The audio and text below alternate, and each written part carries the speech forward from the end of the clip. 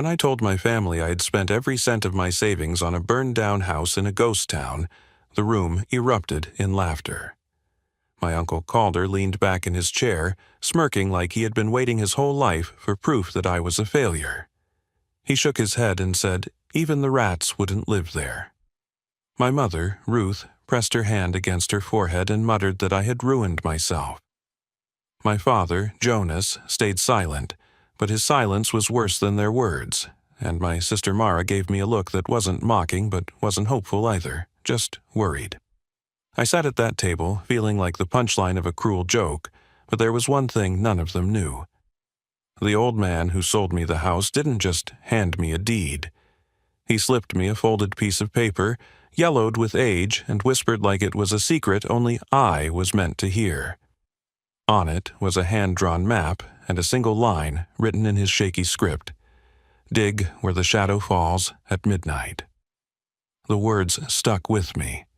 They cut through my family's laughter like a blade.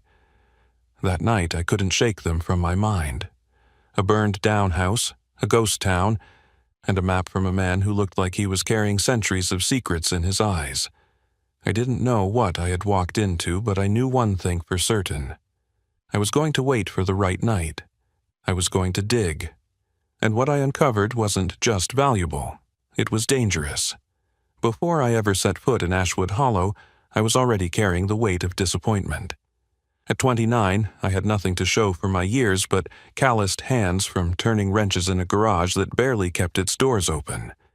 The pay was enough to cover rent on a cramped apartment and cheap food, but not enough to silence the voice in my head that told me I was wasting my life. Every time I saw my father's tired eyes at the dinner table, or my mother's worried glance, that voice grew louder. My Uncle Calder didn't bother with subtlety. He laughed, mocked, and reminded me that while everyone else in the family had careers, marriages, or houses, I was the one drifting like a leaf in the wind. The truth was, I wanted more. I wanted to believe that I was capable of something greater, something that would prove to them and to myself that I wasn't just a family disappointment. When my grandfather passed and left me a small inheritance, it felt like a chance. It wasn't much, barely enough to cover a down payment on a modest home in town. Everyone expected me to put it away or use it wisely, but the thought of doing the responsible thing made my stomach twist. Responsible was what had trapped me in a life that felt lifeless. I wanted to take a risk, something bold, something that would finally separate me from the shadows of everyone else's expectations. That's when I heard about the property in Ashwood Hollow. The listing was almost a joke. An old house in a ghost town, burned out in a fire decades, no plumbing, no electricity, and no neighbors for miles. The realtor didn't even try to sell it. He called it a piece of land with history, which was a polite way of saying worthless. Most people would have laughed and walked away, but when I drove out there to see it for myself, I couldn't laugh. The moment I pulled into the town, I felt something in the air. The streets were empty, lined with buildings that leaned like tired old men, windows shattered, paint peeling. The silence was so heavy it pressed against my chest. Yet the place didn't feel dead, it felt like it was holding its breath. When I stood in front of the burned-down house with its blackened beams clawing at the sky, I thought it was pathetic. Then I saw the man leaning against the gate. His name was Harlan Doss. He was wiry and weathered, his eyes sharp under the brim of a battered hat. He looked at me like he already knew who I was and why I was there. He didn't speak much during the transaction. He simply told me he had lived in Ashwood Hollow his whole life, and that the town wasn't as empty as people believed. When the papers were signed, he slipped me that folded map, his hand shaking but his eyes locked on mine. "Dig where the shadow falls at midnight," he said, voice low, as if the air itself was listening. That single sentence set fire to my imagination.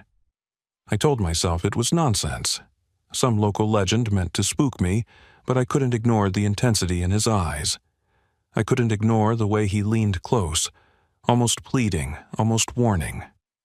I left with more than a deed. I left with a mystery.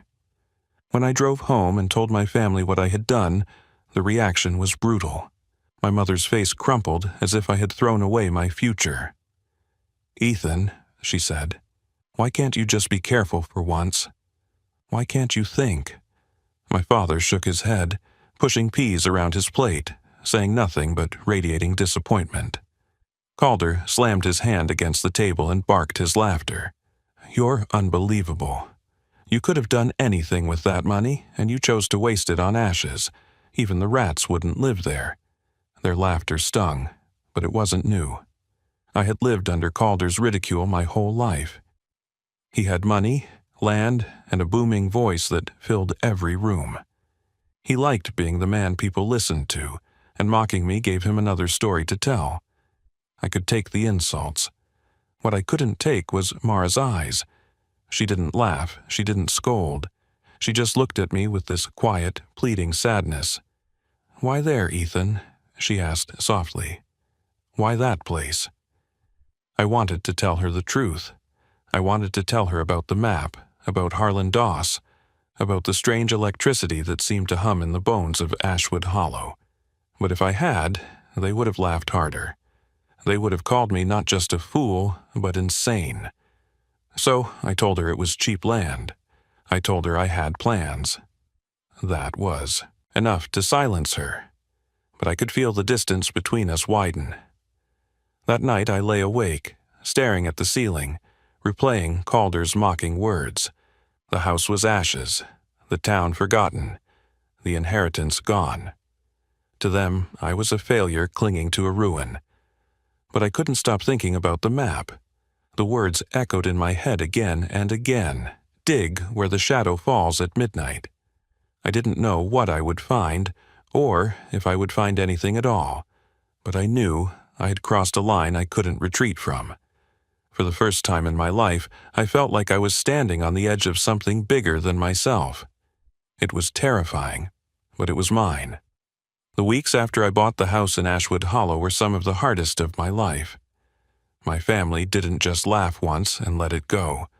Every visit, every phone call, every family dinner turned into another round of ridicule. Calder took the lead, as always. He seemed to live for those moments. He would lean back with his glass of whiskey and say things like, "So, Ethan, have the ghosts offered you rent money yet?" The others would chuckle, and my mother would quietly beg him to stop, but the damage was already done. What stung wasn't just Calder's cruelty, but the way my father avoided looking at me. He would fold his napkin, sip his coffee, or adjust his glasses, anything but meet my eyes. That silence said more than Calder's laughter ever could. It told me he agreed, that he thought I had wasted what little chance I had been given. My mother's worry only made it worse. She still called me her son, still made me a plate of food, but every word out of her mouth carried that tone of disappointment that felt heavier than any insult. Mara was the only one who tried to stand in my corner, though even she struggled. She would say, "Maybe Ethan has a plan you don't see," but her voice always wavered, like even she didn't fully believe it. One night after dinner, she pulled me aside. "You don't have to keep pretending," she said. "If you're scared or if you regret it, just say so.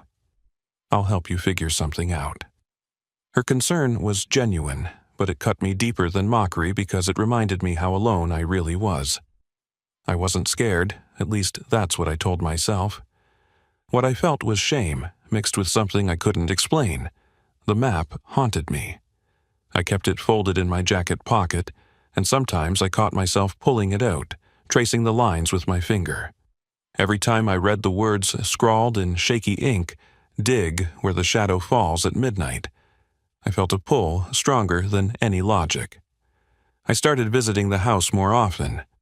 The drive out to Ashwood Hollow became a ritual. The road was long and winding, the forest thick on either side, but when the trees finally broke and the town appeared, I always felt the same jolt of anticipation. Standing in front of the burned-down house, I tried to imagine what it looked like before the fire. Tried to picture the families who once lived here, the lives that had been erased when the flames swept through. The charred beams and blackened stone weren't just ruins. They were clues. At night, the place was worse. The silence wasn't peaceful. It was the kind that made you hear your own heartbeat and the crunch of every step on gravel. Once I thought I heard footsteps behind me, slow and steady, but when I turned, there was nothing. Another night, I swore I saw a flicker of light in one of the abandoned buildings across the street, as though someone was watching. The air was cold, sharper than anywhere else, and I found myself shivering even with my jacket pulled tight. I couldn't tell my family about any of this. If I did, they would say I was losing my mind, so I kept it to myself and buried it under excuses. When my mother asked where I had been, I told her I was just driving. When Calder asked if I'd finally admitted my mistake, I forced a smile and said nothing. But inside I felt the pressure building. The conflict wasn't just with them, it was inside me. Part of me wanted to prove them all wrong, to dig that hole at midnight and uncover something that would silence Calder forever. Another part of me wanted to throw the map into the fire and walk away before I lost everything. But the more I tried to ignore it, the stronger the pull became. I started researching the town. I spent nights at the library, scrolling through old newspapers, piecing together fragments of history. Ashwood Hollow had been a mining town in the early 1900s, thriving until a series of mysterious accidents shut it down. Miners disappeared without explanation, and those who survived swore the ground itself was cursed. The fire that destroyed half the town came later, and after that, Ashwood Hollow was abandoned. One article mentioned Harlan Doss, the man who sold me the house. He had worked as a night watchman at the mines when he was young. He wasn't just some old local. He had been there, living through the worst of it. That made his words more than just a crazy rambling. He had left me the map for a reason. The tension in me grew heavier with every discovery. When I closed my eyes at night, I saw shadows stretching across the ruins. I saw a shovel in my hands, digging into the earth. I saw something buried waiting for me, though I couldn't tell if it was treasure or a warning. My dreams left me drenched in sweat, my heart racing. The pressure reached its breaking point one night when Calder went too far. At another family dinner, he leaned across the table and said, "You think you're going to find treasure out there, don't you? You think you're going to be the hero. Let me tell you something, Ethan. That place is cursed. People vanish there. You're going to end up just like them, and the only thing they'll find is your empty wallet and your sorry remains." The table went quiet. My mother gasped. Mara told him to stop, but Calder just grinned. And for the first time, I didn't swallow it. I slammed my hand against the table and said, "You'll see. You'll all see." The words came out of me before I could stop them. My heart pounded. My hands shook. But in that moment, the decision was already made. I was going to dig. The night after I finally snapped at Calder, I couldn't sleep. I lay in bed staring at the ceiling, my fists still tight, my pulse still racing from the words I had shouted. "You'll see. You'll all see I hadn't just said it to him. I had said it to myself. The moment those words left my mouth, there was no going back. For years, I'd let my family's ridicule pass over me like rain, but not anymore. This time, I had staked my pride, my worth, on proving them wrong. That left me with one path. I had to dig. The thought carried a strange weight. It wasn't just about treasure anymore, or about the map. It was about reclaiming something in myself that I had let them strip away, piece by piece. Every insult, every laugh, every dismissive look had chipped at me, and now I wanted to build myself back with something undeniable. I wanted to show them that I wasn't worthless. I pulled the map from my jacket pocket again and studied it in the glow of my bedside lamp. The lines were simple, a sketch of the house and the broken clock tower across the street. The words scrawled at the bottom seemed to pulse on the page. "Dig where the shadow falls at midnight." The more I read them, the more convinced I became that this wasn't a prank or a legend. This was a message from a man who knew something. The next day, I started preparing. I cleaned up the old shovel I kept in the back of my truck, sharpening the edge with a file. I packed gloves, a lantern, and a thermos of coffee. I even bought a cheap camera, telling myself that if I found anything, I would document it as proof. The ritual of preparation steadied me. It gave me focus. That evening, Mara called. I hadn't told her about my plan, but she knew me too well. "You're not going back there tonight, are you?" she asked.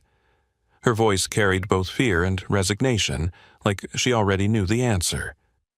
"I have to," I said. "No, you don't." "Ethan, listen to yourself. An old man handed you a map with a creepy message and you're treating it like gospel. You could get hurt or worse. Please don't do this alone." Her words wavered, but they also dug into me. Part of me wanted to ask her to come, to have at least one person who believed in me, but if something went wrong, I couldn't put her in danger. So I lied. "I'm just checking on the house." That's all. She didn't believe me. Not entirely. "Promise me you'll be careful," she said softly. "I promise," I replied, even though I knew I was about to break it. When night fell, I drove out to Ashwood Hollow. The forest swallowed the road, the branches clawing at the truck as though trying to hold me back. The deeper I went, the colder the air grew, until my breath fogged the windshield. When the town finally appeared, silent and hollow, I felt the same shiver I always did, but this time it was laced with determination. The broken clock tower loomed above the ruins like a skeletal guardian. I parked near the house and stepped out into the stillness. The crunch of gravel under my boots echoing far too loud. The burned beams of the house stood like black teeth against the night sky. I set up my lantern on the ground and unfolded the map again, my eyes flicking between the paper and the towering shadow cast by the clock. The instructions were clear. Midnight was approaching. The shadow stretched across the dirt, inching forward as the seconds ticked away. I felt the air grow heavier, as if the town itself was holding its breath. My heart hammered in my chest as I gripped the shovel. As I waited, I thought about Harlan Doss. His gaunt face, the way his voice had carried both warning and urgency. Why me? Why sell me the house? Why hand me the map? Why whisper those words? The questions twisted in my head, but I knew the only answer would come from the earth beneath my feet. The church bell from the tower, though broken, gave a faint metallic groan as the clock struck 12.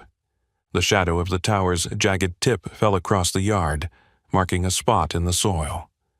My hands trembled, but I forced them steady. I placed the shovel into the dirt and pressed down with my boot, the ground crunching as if it hadn't been disturbed in years. The first few digs felt surreal. Each scoop of earth seemed to carry more than soil. It carried the weight of my pride, my anger, my desperation to finally be more than the family screw-up. The cold air burned in my lungs, sweat trickled down my neck, and the sound of metal cutting through dirt echoed unnaturally in the silence. The deeper I dug, the more the unease grew. The lantern light flickered, casting shadows that shifted like figures watching me. My pulse quickened, but I refused to stop. Each shovelful was a step closer to the truth, whatever it might be. I told myself that once I uncovered it, everything would make sense. Then, with a sharp clang, the shovel struck something solid. My arms rattled from the impact, and my breath caught in my throat. I dropped to my knees, scraping at the soil with my gloves, uncovering the edge of something metallic. My chest tightened as I pulled away more dirt, revealing the corner of a box, rusted but intact. I sat back on my heels, staring at it, my heart thundering. This was it. The map was real. The instructions weren't nonsense. My family had mocked me, but here I was, kneeling before proof that I wasn't crazy, proof that I had been right to trust my instincts. What I didn't know then was that what I had uncovered wasn't just valuable. It was dangerous.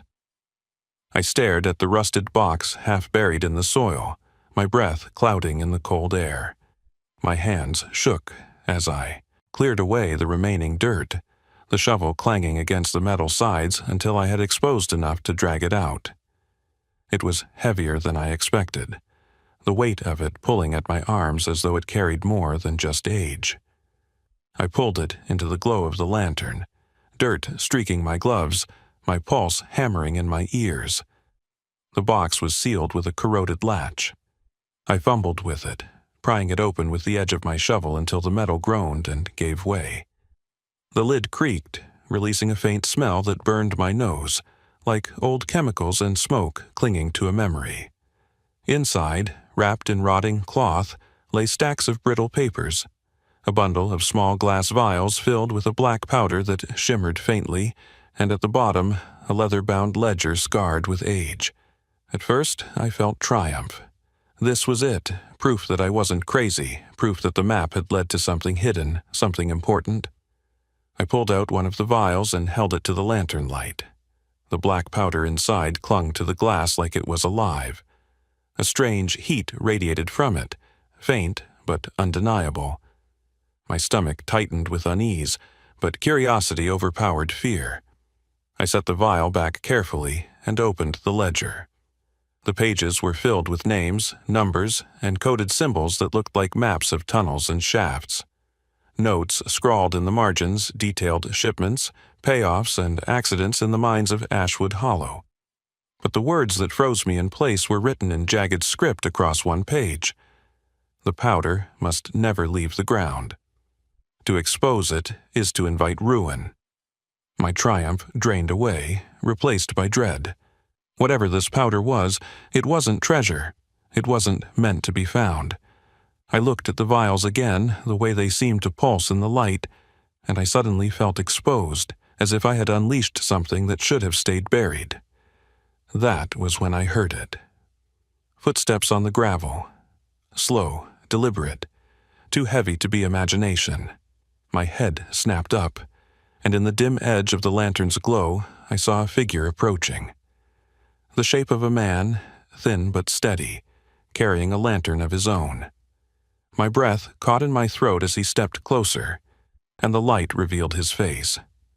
It was Harlan Doss. The same man who had sold me the house, the same man who had pressed the map into my hand. His eyes, sharp and unblinking, locked onto the box at my feet. He looked older than he had weeks ago, his skin drawn tight against his bones, but his gaze burned with an intensity that made me freeze. "I told you it was dangerous," he said, his voice low and gravelly, "and now you've brought it to the surface." I tried to speak, but the words tangled in my throat. Finally, I managed, "What is this? What's in these vials?" His eyes flicked to the ledger, then back to me. "That powder is what destroyed Ashwood Hollow. They mined too deep, found something they couldn't control. Greed blinded them, and men died for it. That's why the town burned. That's why it had to be buried. The air seemed to thicken around us." My hands trembled, but I didn't want to let go of the ledger. Why me? Why give me the map if you didn't want this uncovered? Harlan stepped closer, his shadow stretching long and jagged across the dirt. "Because I'm dying, and someone had to know. Someone had to understand the danger. But I didn't expect you to actually dig. I thought you'd laugh it off like the rest. Now they'll know it's been disturbed." His words chilled me. "They? Who are you talking about?" He shook his head, his lantern light flickering across his gaunt face. "The ones who profited from it. The ones who swore never to let the truth out. You've drawn their attention now. They'll come looking, and when they do, you won't be the only one in danger." My chest tightened, my mind racing. The weight of the box, the strange heat of the vials, the warnings scrawled in the ledger, all of it pressed down on me. My family had mocked me for wasting my savings, but they had no idea that what I uncovered could swallow far more than money. This wasn't just about proving myself anymore. It was about survival. I looked back down at the box, at the papers and the vials glowing faintly in the lantern's light, and for the first time I wanted to shove it all back into the hole and bury it forever. But it was too late. The ground had been disturbed, The secret uncovered, and Harlan's words made it clear that burying it again wouldn't erase what had already been set in motion. A sharp gust of wind swept through the ruins, rattling the beams of the burned house. The lantern flame danced, throwing shadows across the dirt. Harlan's eyes fixed on mine, and his voice dropped to a whisper that carried more weight than a shout. "Leave this place tonight. Take nothing with you. If you value your life, walk away and never come back." I wanted to listen. I wanted to run. But even as fear tightened its grip on me, another part of me resisted. After everything I had endured, after all the ridicule and shame, walking away felt impossible. My fingers clutched the edge of the ledger, torn between survival and the need to know more. Harlan saw it in me. His face twisted with something like pity, then hardened. "You've made your choice," he said, turning his lantern toward the road. "Pray it doesn't cost you more than you can pay." And with that, he disappeared into the darkness, leaving me alone with the box, the powder, and the crushing weight of what I had unearthed. I left Ashwood Hollow before dawn, my truck rattling over the cracked road as though the earth itself wanted to shake me apart. The box stayed buried where I had found it. I forced myself to cover it back with dirt, though the unease in my chest told me that putting soil over it did nothing to erase what had been uncovered. The map was stuffed into my jacket pocket, but I could not bring myself to look at it again. The lantern's glow faded in my rearview mirror, and with it went the last glimpse of the man who had changed the course of my life. When I reached home, the first thing I did was lock the door and sit at the kitchen table in silence. My hands were raw from digging, my fingernails packed with dirt I could not scrub away no matter how hard I tried. Every time I closed my eyes, I saw the vials pulsing faintly in the lantern light, the words in the ledger warning of ruin. I thought about Harlan's voice, steady and resigned, and about the look in his eyes when he told me I had drawn their attention. I did not know who they were, but I believed him. The next few days I tried to live normally. I went to work, turned wrenches, kept my head down, but normal had slipped away from me the moment my shovel struck metal. At night I lay awake, waiting for sounds outside my window. Once I thought I saw headlights pause outside my apartment before slowly driving off. Another night I swore I heard footsteps in the hallway when no one else should have been there. The paranoia gnawed at me until it was impossible to ignore. My family noticed the change. My mother called, her voice tight with worry. "Ethan, are you eating? You sound tired." I wanted to tell her everything, to finally share the truth about the map and the box, but the words stuck in my throat. If I told her, she would think I had gone mad. If I told Calder, he would laugh until his lungs gave out. If I told Mara, she might believe me, and that was worse because it would put her in danger. So I said I was fine, just busy. Calder did not let me off so easily. At the next family dinner, he leaned across the table and smirked. "So, hero, when does the treasure reveal happen?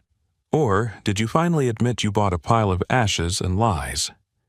His words once would have stung, but this time they barely reached me. He had no idea how close his mockery was to the truth. No idea that the treasure he joked about could burn through everything we knew. For the first time, I looked him in the eye and felt nothing. He was blind to the danger I had stirred, and ignorance was the only shield he had. Mara pulled me aside after that meal. "You're different," she whispered. "I don't know what you're hiding, but it scares me. Please, just talk to me." I wanted to take her hand and tell her everything, to share the weight that was crushing me. But I shook my head.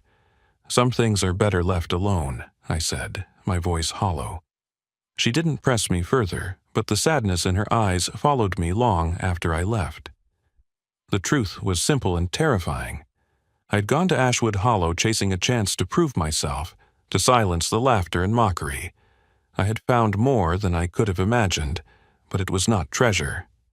It was poison disguised as discovery, and now it lived in my memory like a shadow I could not shake.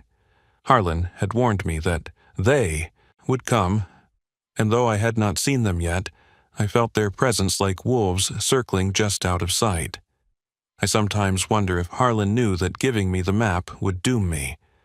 Maybe he wanted someone else to carry the burden he had held for too long. Maybe he believed that by passing it on, he could finally rest. I can still see his lantern swaying in the dark, his voice telling me to walk away and never return. I know he was right, but I also know it is already too late for me. I still dream of Ashwood Hollow. In those dreams, the clock tower looms, its shadow stretching across the ground, pointing to the same cursed spot. I hear the clang of my shovel, the creak of rusted hinges, and the faint hum of vials filled with black powder. When I wake, my chest is tight, and I check the window to make sure I am still alone. What lesson did I take from it? Not the one I thought I would. I set out to prove myself, to show my family that I was more than the failure they believed me to be. I thought treasure or glory would silence their voices. Instead, I learned that some secrets are buried for a reason, and digging them up can cost more than pride or money. It can cost your safety, your peace, and maybe even your life. So, I stay silent now. I let Calder laugh, let my father shake his head, let my mother worry. I let Mara's questions hang unanswered, because the truth is too dangerous to share. I know what lies beneath the soil of Ashwood Hollow, and I know that if anyone else digs, the ruin will spread. Sometimes, in the still of night, I think about going back, not to uncover more, but to make sure it stays buried. Then I remember Harlan's words, heavy and final. You've made your choice. He was right. I cannot undo it. The shadow has already fallen. That night in Ashwood Hollow changed me forever. I went there searching for proof, for a way to silence the laughter and finally earn respect. But what I found was something far more dangerous than I ever imagined. Some secrets are buried for a reason, and disturbing them doesn't bring glory. It brings consequences. I still don't know who they are or when they'll come, but I know Harlan was right. Once the shadow falls, you can't put it back. You can only live with what you've uncovered. If this story pulled you in, if you felt the weight of what I uncovered in that cursed town, then don't keep it to yourself. Like this video so more people can find it, share it with someone who loves a good mystery, and drop a comment telling me what you think was really hidden in those minds.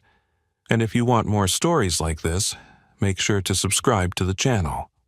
There are more shadows waiting to be uncovered, and I'll be here to tell you about them.